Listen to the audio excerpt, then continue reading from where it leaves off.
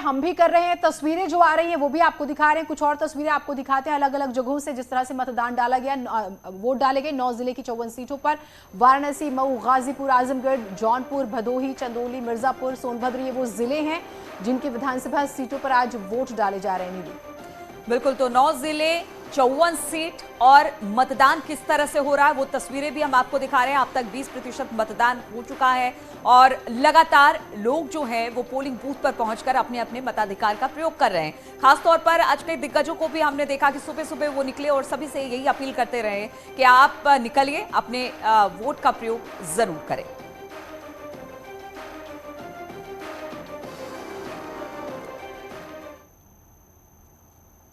तो लगातार तस्वीरें आप देख रहे हैं। दिग्गजों की बात करते हैं, एक नाम बहुत चर्चा में, अलका राय, उनसे न्यूज़ 18 ने बातचीत की, सुनिए क्या कहा उन्होंने।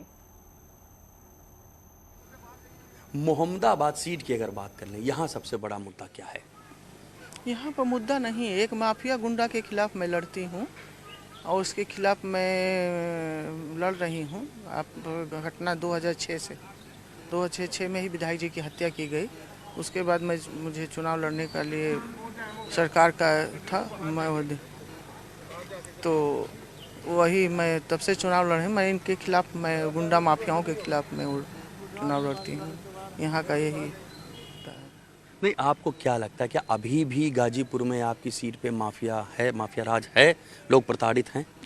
जी, लेकिन जब से योगी जी की सरकार बनी है उत्तर प्रदेश में, तब से गुंडा माफिया की तो जेल में है, न तो प्रदेश से बाहर है। आज योगी जी की सरकार नहीं होती तो इन गुंडा माफियाओं ने जिस तरह मोहम्मदाबाद में जनता को, कार्यकर्ताओं को रौदा है, वो आप लोग देखे होते और जाने होते कि क्या यहाँ की स्थिति थी। तो अब अभी आपको क्या लगता है मोहम्मदाबाद की जो जनता है उसके लिए सबसे बड़ी ज़रूरत क्या है? देखिए, आज गुंडा माफिया के मैं खिलाफ लड़ती हूँ। अब हमारे प्रदेश में मुख्यमंत्री योगी जी की सरकार रही है। आज अपने को सब लोग सुरक्षित महसूस कर रहे हैं। माताएं, बहनें और जनता आज खुशहाल है योगी जी की सरकार से।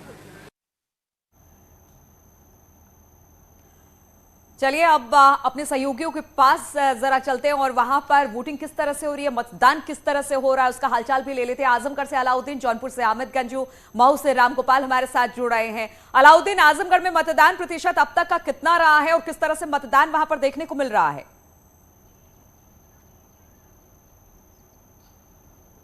देखिए, जिला मुख्यालय से करीब 40 किलोमीटर दूर में हूँ।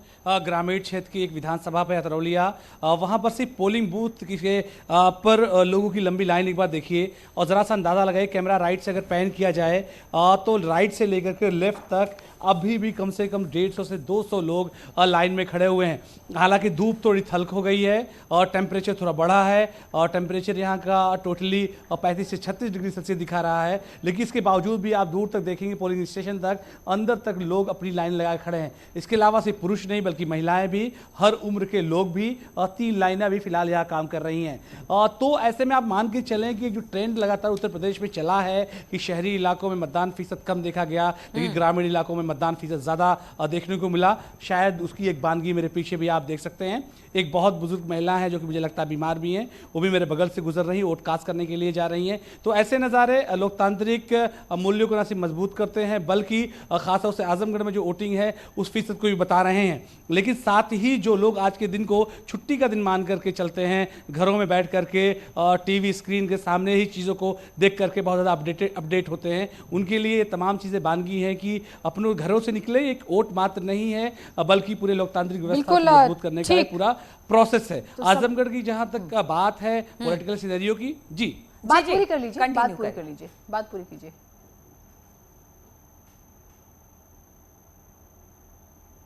यहाँ पे बात है 10 सीटों में से जो 2017 का रिजल्ट था, 5 समाजवादी पार्टी के पास, 4 बीएसपी के पास, 1 बीजेपी के पास।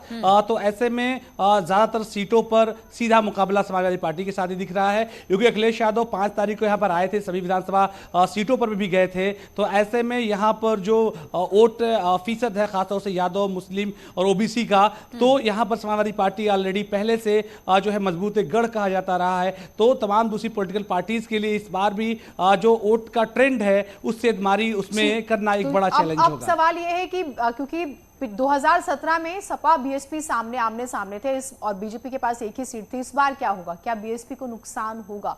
क्योंकि 3 चरणों में बीएसपी सुप्रीमो बहुत एक्टिव हुई हैं, लेकिन वो किसको फायदा पहुंचाएंगी, बीएसपी को ही या फिर किसी और दल को? ये एक सवाल है।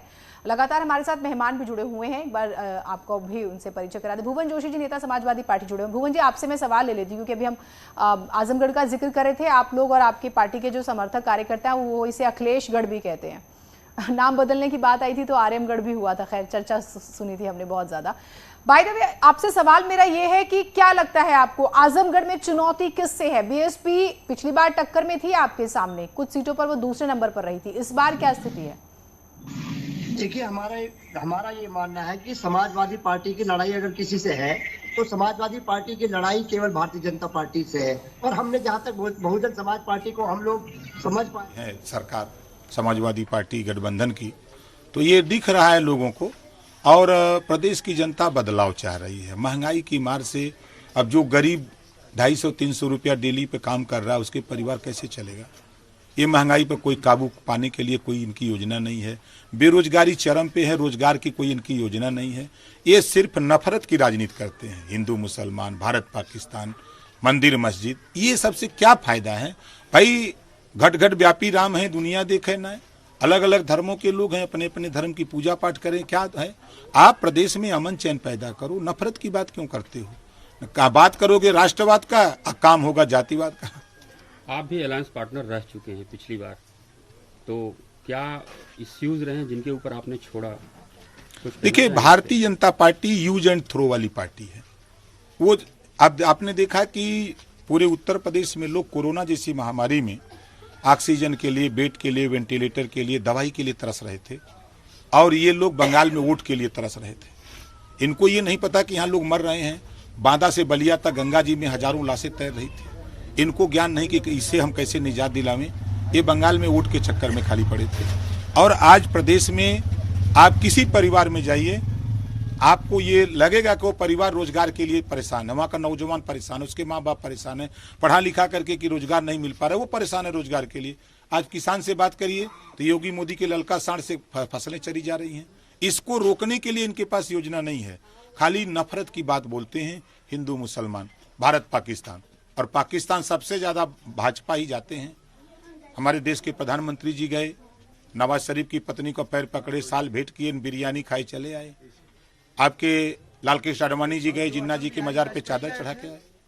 वहीं आप देखिए, जो अटल बिहारी वाजपेयी गए थे, वही ये स्वर्गीय अटल बिहारी वाजपेयी जी समझौता एक्सप्रेस चलाए।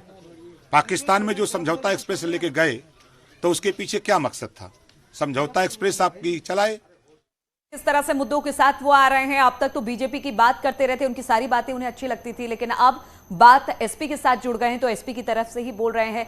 और इस चुनाव की खबरों के बीच में एक बड़ी खबर बुलंदशहर से आ रही है, जो हम जल्दी से आपको बता देते हैं। यहां पर एक बड़ा हादसा हुआ है। कॉलेज हॉस्टल में सिलेंडर फट गया, जिसमें 10 छात्र समेत 13 जो छात्र थे वहां पर झुलस गए हैं। 2 लोगों की हालत इस वक्त नाजुक बताई जा रही है। डिबाई पॉलिटेक्निक कॉलेज है ये, पॉलिटेक्निक कॉलेज आप जानते ही हैं, और वहां पर ये हादसा हुआ है। अब क्या ये लापरवाही रही किसी तरह की, या दुर्भाग्यपूर्ण तरीके से यह हादसा हो गया, अब ये इन्वेस्टिगेशन का पार्ट है। लेकिन कई लोग जो हैं, 10 छात्र समेत 13 लोग जो हैं झुलसे हैं, और 2 जो हैं सीरियस हैं। तो इस पर भी हमारी नजर रहेगी, और तमाम राजनीतिक जो बयानबाजियां हैं वो भी बताएंगे। नीलू, बहुत दिलचस्प हम देख रहे हैं, चुनाव एकदम चरम पर, और आज बिल्कुल, और आखिरी है, और आखिरी आज है तो सभी लोग अपनी अपनी बातें रख देना चाहते हैं। हालांकि आज ये पिटारा बंद हो जाएगा और फिर खुलेगा 10 तारीख को, तो निकलेगा कि इसमें से किसकी सरकार बन रही है। लेकिन हम लगातार ये कह रहे हैं कि 7वें चरण का मतदान हो रहा है, इसलिए अगर आपके जिले में भी मतदान हो रहा है तो आप तुरंत निकले और जाकर अपना वोट कास्ट करें। फिलहाल रुकेंगे छोटे से ब्रेक के। तो लगातार हम आपको जानकारी दे रहे हैं, 7वें चरण की मतदान शुरू हो चुका है। अब कुछ जानकारी आपको ग्राफिक्स के जरिए भी देंगे। अपील तो हम कर ही रहे हैं, आप अपनी सेल्फी भी भेजिए। और देखिए, वो जो महत्वपूर्ण सीटें हैं, वीआईपी सीटें हैं, या वो सीटें जिस पर जबरदस्त मुकाबला है। कृष्णानंद राय की पत्नी अलका राय मोहम्मदाबाद सीट से मैदान में, समाजवादी पार्टी की तरफ से शोएब अंसारी ही परिवार की तरफ से जबरदस्त फाइट यहां पर भी मानी जा रही है। और उसके बाद हम आपको दिखाएंगे कालीचरण राजभर बीजेपी जहूराबाद सीट, ओम प्रकाश राजभर। वैसे माना जा रहा है ओम प्रकाश राजभर की ये सीट फंस गई है। बिल्कुल, और ये बहुत इंपॉर्टेंट सीट कही जा सकती है। अब हम आपको दिखा रहे हैं घोरावल सीट। आप देख सकते हैं अनिल मौर्य बीजेपी से हैं, रमेश चंद्र दुबे एसपी से यहां पर एक दूसरे को फाइट देते दिखाई दे रहे हैं।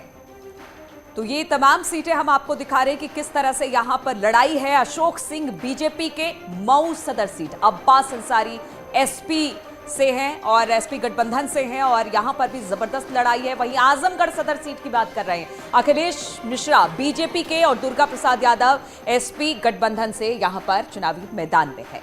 उसके बाद अनिल राजभर, अरविंद राजभर, जबरदस्त मुकाबला शिवपुर सीट पर, क्योंकि ओम प्रकाश राजभर वो पहले नेता थे जिन्होंने बीजेपी से अपना गठबंधन तोड़ा था, मंत्री पद छोड़ा था और उसके बाद से वो लगातार बगावत करे। तो राजभर परिवार मैदान में। उसके बाद सबसे ज्यादा चर्चित जो सीट है नीलकंठ तिवारी बीजेपी वाराणसी दक्षिण सीट को बहुत महत्वपूर्ण माना जा रहा है। और फिर कामेश्वर दीक्षित का जब नाम सामने आया तो सबने यही कहा, अखिलेश यादव ने एक मास्टर स्ट्रोक चलाया, वो सक्सेसफुल होता है नहीं उस पर नजर रखनी होगी।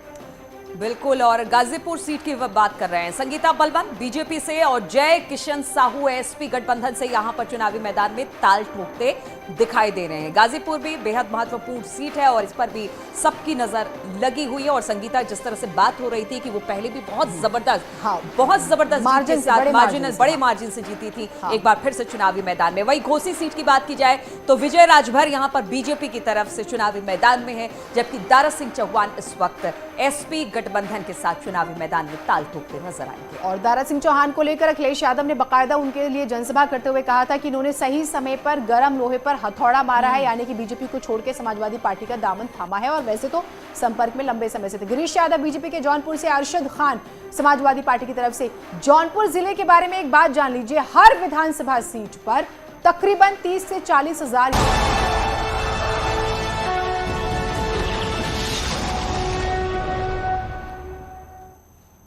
तो उत्तर प्रदेश में आखिरी चरण की वोटिंग जारी है और आप भी अपने घरों से निकलिए, बार बार हम यही कह रहे हैं, और मतदान करिए। और हमारे तमाम सहयोगी अलग अलग सीटों से वो ये बता भी रहे हैं कि किस तरह से वहां पर मतदान चल रहा है। मऊ से रामगोपाल हमारे साथ इस वक्त जुड़े हुए हैं।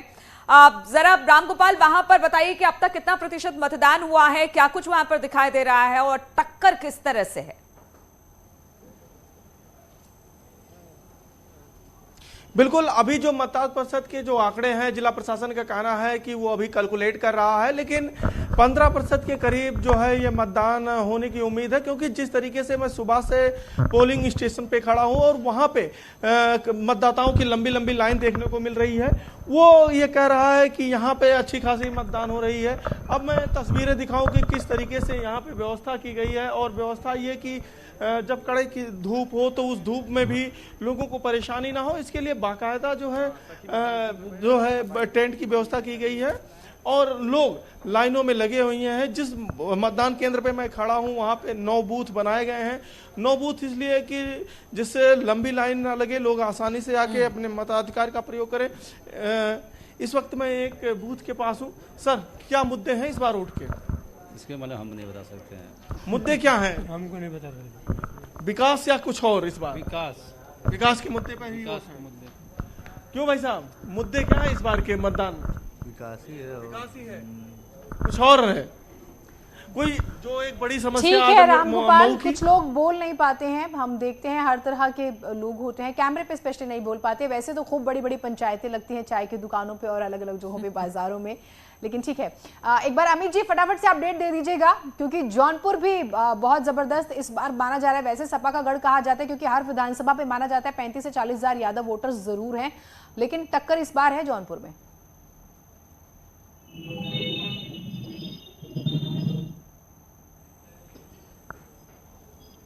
बहुत टिपिकल और इंटीरियर गांव है जिसमें हम लोग खड़े हैं। देखिए, वोटरों का जोश कहीं से भी कम होता नहीं दिख रहा है। लंबी कतार इस बात की गवाह है कि लोग अपने मत का प्रयोग करने के लिए खड़े हैं। क्या बुजुर्ग, क्या महिलाएं, क्या युवा वोटर, हर व्यक्ति अपने नंबर का इंतजार कर रहा है। क्योंकि आप इधर आइए, आपने वोट कास्ट किया, इधर आइए, वोट डाला आपने, दिखा दीजिए जरा, स्याही दिखा दीजिए। आप नहीं, स्याही नहीं लगी तो क्या वैसे? अरे आप उंगली दिखाइए। वोट, हाँ देखिए, वोट कास्ट करके आई। पहली बार वोट कास्ट किया आपने? नहीं, कई बार किया। अच्छा, लड़कियों के क्या मुख्य मुद्दे हैं इस गांव में? अगर बात की जाए जौनपुर की छोड़ के इस विधानसभा में क्या मुद्दे हैं? स्कूलिंग, एजुकेशन है, क्या चीज़ है? बहुत अच्छा है। अच्छा है सब कुछ? स्कूल कॉलेजेस सब कुछ है, कोई समस्या नहीं। चलिए ठीक है, तब तो अच्छी बात है। देखिए इनके पास इनको कोई समस्या नहीं, इनको सब ठीक लग रहा है। और लेकिन हम बिल्कुल अमित, बहुत कम वोटर्स होते हैं जिनके पास कोई समस्या नहीं होती है, लेकिन किन समस्याओं के साथ वहां पर पहुंच रहे हैं वो हम जानेंगे। और अनिला जी भी हमारे साथ बीजेपी नेता इस वक्त जुड़ गई हैं। अनिला जी, अब 7वें चरण का रण है और आज ये रण जो है वो समाप्त हो जाएगा, तो हम इसको किस तरह से देखें और बीजेपी इसको किस तरह से आंक रही है? अनिला जी,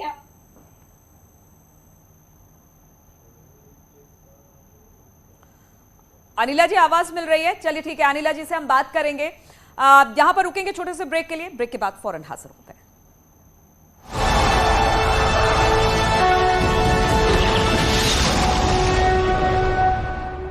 तो ये तमाम सीटें हम आपको दिखा रहे हैं कि किस तरह से यहां पर लड़ाई है। अशोक सिंह बीजेपी के मऊ सदर सीट, अब्बास अंसारी एसपी से हैं और एसपी गठबंधन से हैं और यहां पर भी जबरदस्त लड़ाई है। वहीं आजमगढ़ सदर सीट की बात कर रहे हैं, अखिलेश मिश्रा बीजेपी के और दुर्गा प्रसाद यादव एसपी गठबंधन से यहां पर चुनावी मैदान में है।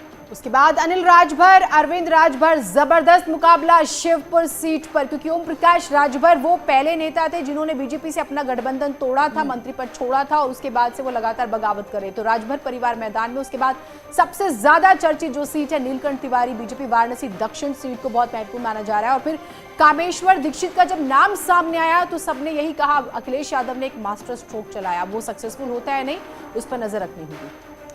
बिल्कुल। और गाजीपुर सीट की बात कर रहे हैं, संगीता बलवन बीजेपी से और जय किशन साहू एसपी गठबंधन से यहां पर चुनावी मैदान में ताल ठोकते दिखाई दे रहे हैं। गाजीपुर भी बेहद महत्वपूर्ण सीट है और इस पर भी सबकी नजर लगी हुई है। और संगीता, जिस तरह से बात हो रही थी कि वो पहले भी बहुत जबरदस्त बड़े मार्जिन से जीती थी, एक बार फिर से चुनावी मैदान में। वही घोसी सीट की बात की जाए तो विजय राजभर यहां पर बीजेपी की तरफ से चुनावी मैदान में है, जबकि दारा सिंह चौहान इस वक्त एसपी गठबंधन के साथ चुनावी मैदान में ताल ठोकते नजर आएंगे। और दारा सिंह चौहान को लेकर अखिलेश यादव ने बाकायदा उनके लिए जनसभा करते हुए कहा था कि इन्होंने सही समय पर गर्म लोहे पर हथौड़ा मारा है, यानी कि बीजेपी को छोड़ के समाजवादी पार्टी का दामन थामा है। और वैसे तो संपर्क में लंबे समय से थे। गिरीश यादव बीजेपी के जौनपुर से, अरशद खान समाजवादी पार्टी की तरफ से। जौनपुर जिले के बारे में एक बात जान लीजिए, हर विधानसभा सीट पर तकरीबन 30 से 40 हजार यादव है और इसीलिए जौनपुर को भी अखिलेश यादव का गढ़ कहा जाता है आजमगढ़ के बाद। बिल्कुल। मडियान सीट पर रमाशंकर सिंह पटेल और रविंद्र पटेल यहां पर चुनावी मैदान में है।